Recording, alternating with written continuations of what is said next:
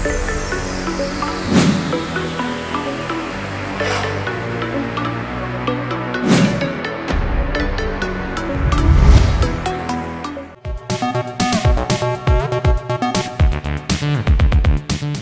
Hello welcome to best of the day. మరి ఈ రోజు మన బెస్ట్ ఆఫ్ ది డేలో కొత్త విషయాలతో పాటు కొన్ని ఆసక్తికరమైన నిజాలు మరి చరిత్రలో ఈ రోజు జరిగిన ముఖ్య సంఘటనల గురించి తెలుసుకుందాం. మరి ఎందుకు ఆలస్యం, లెట్స్ స్టార్ట్ ది ప్రోగ్రామ్.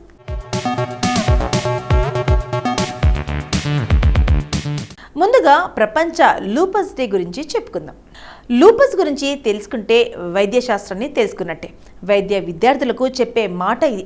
మన రోగ నిరోధక శక్తి మన మీదే దాడి చేసే తీరుకు లూపస్ నిలువెత్తు దర్పణం. ఇది ఏదో ఒక భాగానికి పరిమితమయ్యేది కాదు. చర్మం దగ్గర నుంచి గుండె, కిడ్నీల వంటి కీలక అవయవాల వరకు అన్నింటి మీద విరుచుకుపడుతుంది. ఎంత తీవ్రమైందంటే లూపస్ను పూర్తిగా అదుపులో ఉంచుకునే వీలుండటం, లూపస్తో తలెత్తే సమస్యలను వెనక్కి మళ్లించుకునే అవకాశం ఉండటం గమనార్హం. కాకపోతే సకాలంలో గురించి చికిత్స చేయటమే కీలకం. ప్రపంచ లూపస్ దినం ఈ విషయాన్ని గుర్తు చేస్తుంది. ఇంట్లోకి దొంగలు చొరపడడానికి కుక్కను పెంచుకుంటాం, కానీ అది మనల్ని దొంగగా పొరపడి దాడి చేస్తే? లూపస్ను తేలికగా అర్థం చేసుకోవటానికి ఈ ఉదాహరణ అతికినట్టు సరిపోతుంది. మన రోగ నిరోధక శక్తి నిరంతరం శరీరాన్ని కనిపెట్టుకొని ఉంటుంది.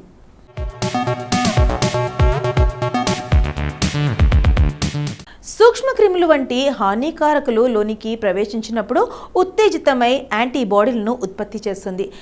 ఇవి హానికారకాల మీది దాడి చేసి నిర్వీర్యం చేసేస్తాయి, లేదు వాటిని నిర్మూలించమంటూ ఇతర కణాలకు సందేశాలు పంపుతాయి. ఇలా జబ్బులు బారిన పడకుండా, ఒకవేళ జబ్బులు తలెత్తినా త్వరగా కోలుకునేలా చేస్తాయి.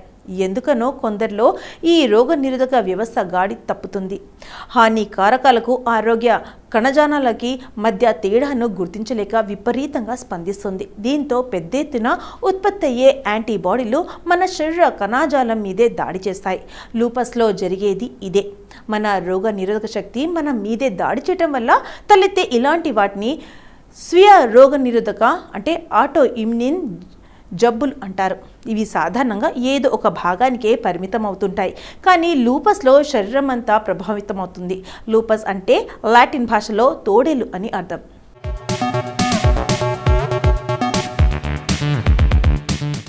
లూపస్ బాధితుల్లో కొందరికి ముఖానికి ఇరువైపులా సీతాకొక చిలుక ఆకారంలో దద్దు వస్తుంటుంది. ఇది మాంసం తింటున్నప్పుడు తోడేలు ముఖం మీద మరకలా కనిపిస్తుంది, అందుకే ఆ పేరు. తేలికగా లూపస్ అని పిలుచుకుంటున్నా దీన్ని సిస్టమిక్ లూపస్ ఎరిథెమాటిసిన్ SLE అంటారు. కొందరికి ఎర్రగా, పెద్దగా, గుండ్రంగా, మందమైన పోలుసులతో కూడిన దద్దుల్లా రావచ్చు. అక్కడ శాశ్వతమైన మచ్చలు ఏర్పడవచ్చు. దీన్ని డిస్కైడ్ లూపస్ అంటారు. ముందే గుర్తించడం కీలకం.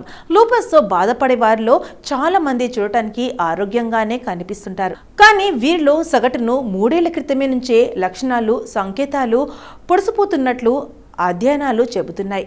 మొదట్లో విస్తతున కొద్దిగా జ్వరం వంటి మామూలు లక్షణాలే ఉంటాయి. ఇవి కూడా అందరిలో అన్నీ ఉండవు, ఎప్పుడూ ఉండవు, వస్తూ పోతుంటాయి, అప్పుడప్పుడు ఎక్కువవుతుంటాయి.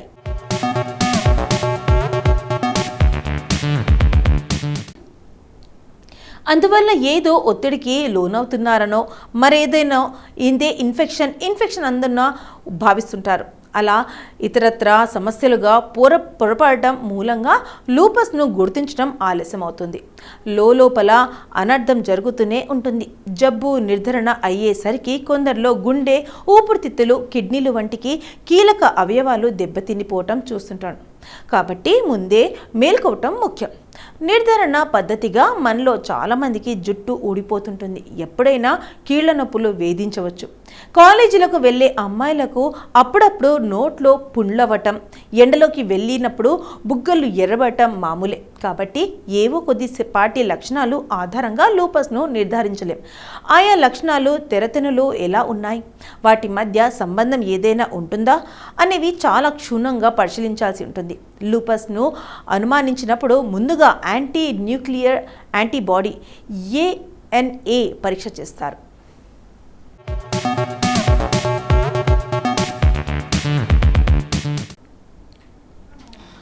ఒక రకంగా లూపస్ను ఆడవారి సమస్య అనుకోవచ్చు. దీన్ని బారిన పడిన వారిలో 90% మంది మహిళలే. మరి వీరిలోనూ 90% మంది 15 నుంచి 45 ఏళ్ల వయసు వారే. మహిళల్లో అది సంతానం కనే వయసులోనే ఎందుకు వస్తుందనేది స్పష్టంగా తెలియదు. స్త్రీ హార్మోన్లు చురుగ్గా ఉండడం కారణం కావచ్చనేది ఒక భావన. లూపస్ మహిళల్లో ఎక్కువ అయినా మగవారికి రాకూడదనేమీ లేదు. శిశువుల దగ్గర నుంచి వృద్ధుల వరకు ఎవరికైనా ఏ వయసులోనైనా రావచ్చు. లక్షణాలు రకరకాలు. జుట్టు ఎక్కువగా ఊడిపోవటం, ఎండలోకి వెళ్ళినప్పుడు బుగ్గల మీద రెండు వైపులా సీతాకొక చిలుక ఆకారంలో దద్దులు రావటం, కొందరికి చెవులు, మెడ, మాడ, వీపు మీద బిళ్ళల మాదిరిగానూ మచ్చలు ఏర్పడవచ్చు. ఎండకు చర్మం కందినట్టు అయ్యే నల్లగా అవ్వచ్చు. తరచూ బుగ్గ లోపాలు, నాలుక మీద, అంగిలి మీద పుండ్లు రావటం, తగ్గటం ఇవి వస్తూ పోతుంటాయి. ఇతరాత్ర కారణాలేవీ లేకుండా కొద్దిగా జ్వరం రావటం, తీవ్రమైన నీరసం, నిస్సంతృప్తి, కీళ్ల నొప్పులు వేధించటం.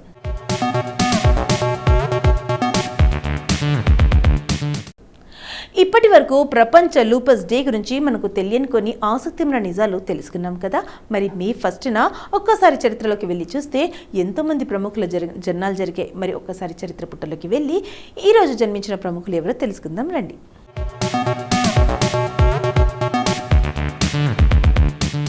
నమితగా తెలుగు సినిమా ప్రేక్షకులకు పరిచయమైన నటీమణి. అసలు పేరు నమిత వాంగ్వాలా. ఈమె మే 10, 1980లో గుజరాత్ రాష్ట్రం సూరత్లో జన్మించింది. 1998లో మిస్ సూరత్గా, 2001లో మిస్ ఇండియా పోటీల్లో 4వ స్థానంలో సంపాదించుకుంది. జెమినీ చిత్రంతో తెలుగు సినీ ప్రపంచంలోకి అడుగుపెట్టినది. ఆ తర్వాత సొంతం, ఒక రాజు ఒక రాణి, ఓ రాధా ఇద్దరు కృష్ణులు, పెళ్లి చిత్రాల్లో నటించి ప్రేక్షకుల మనల్ని పొందింది. ఆ తర్వాత తమిళ్, కన్నడ, హిందీ సినీ రంగంలోకి ప్రవేశించింది. ఈ బుద్ధగుమ్మ 2010లో వచ్చిన సింహ చిత్రంలోనూ విశేషంగా అలరించింది. నమిత 2017లో నటుడు, వ్యాపారవేత్త వీరేంద్ర చౌదరిని పెళ్లాడింది. వీరికి కవలలు జన్మించారు. ఈ విషయాన్ని 2022 ఆగస్టు 19న ఇద్దరు మగ శిశువులుగా జన్మించినట్టు ఆమె ప్రకటించింది.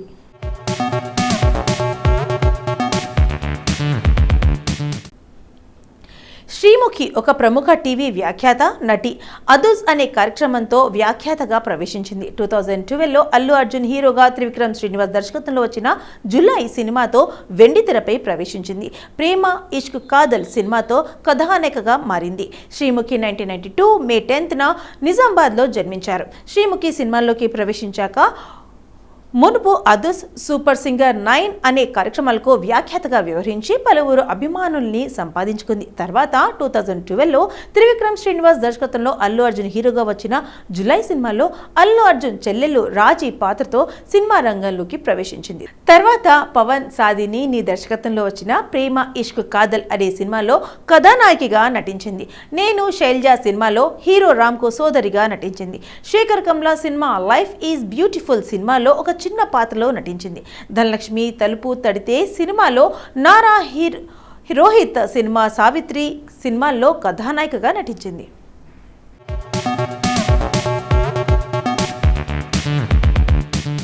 సునీత ఉపద్రష్ట, నేపథ్య గాయని, డబ్బింగ్ కళాకారిణి. గుంటూరులో 1978 మే 10న పుట్టి పెరిగిన ఈమె గుంటూరు, విజయవాడలో విద్యాభ్యాసం చేసింది. మొదట్లో టీవీ కార్యక్రమాలకు వ్యాఖ్యాతగా, సహాయ దర్శకురాలిగా పలు బాధ్యతలు నిర్వహించింది. 15 సంవత్సరాల వయసులో చిత్ర పరిశ్రమలో గాయనిగా ప్రవేశించింది.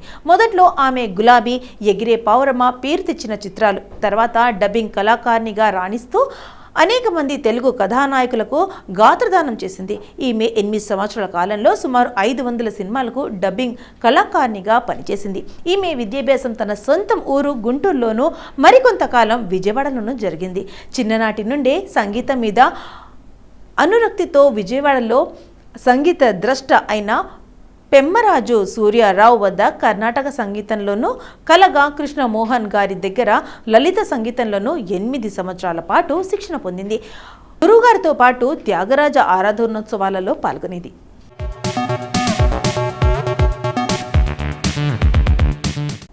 ప్రకాష్ యశ్వంత్ అంబేద్కర్ భారతీయ రాజకీయ నాయకుడు, సామాజిక కార్యకర్త, న్యాయవాది. అతను బాల్ సాహెబ్ అంబేద్కర్గా సుపరిచితుడు.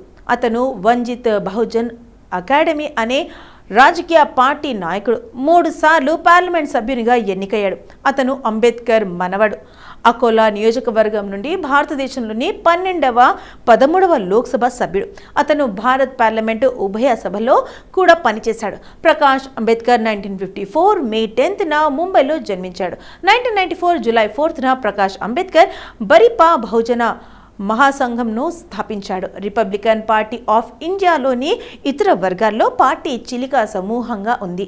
ఆయన మరణాంతరం తాతయ్య ఆదేశాల మేరకు దీన్ని ఏర్పాటు చేశాడు. అకోలా మున్సిపల్ ఎన్నికల్లో బరిపా బహుజన మహాసంఘ స్థాపించబడిన రాజకీయ పార్టీలైన ఇండియన్ నేషనల్ కాంగ్రెస్, శివసేన, భారతీయ జనతా పార్టీపై విజయం సాధించాడు. 1995 తర్వాత కొన్ని దళితేతర పార్టీలు, సంస్థలు బరిపా బహుజన మహాసంఘంలో చేరడంతో పార్టీ విస్తరణ కొనసాగింది.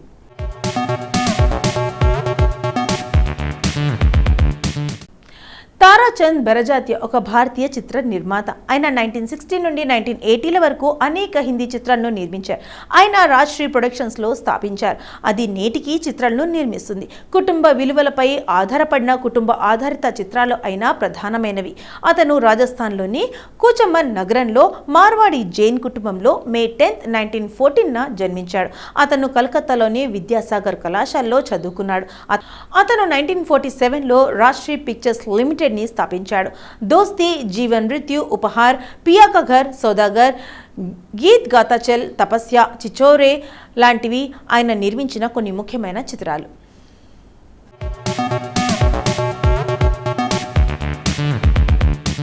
సో ఇదండి ఇవాళ మన బెస్ట్ ఆఫ్ ది డే. మరి ఈ రోజు మన ఎపిసోడ్లో ఈ రోజుకి సంబంధించిన కొన్ని ఆసక్తిమైన విశేషాలు తెలుసుకున్నాం కదా. మరి రేపటి ఎపిసోడ్లో మళ్ళీ కలుద్దాం. అంటే బాయ్.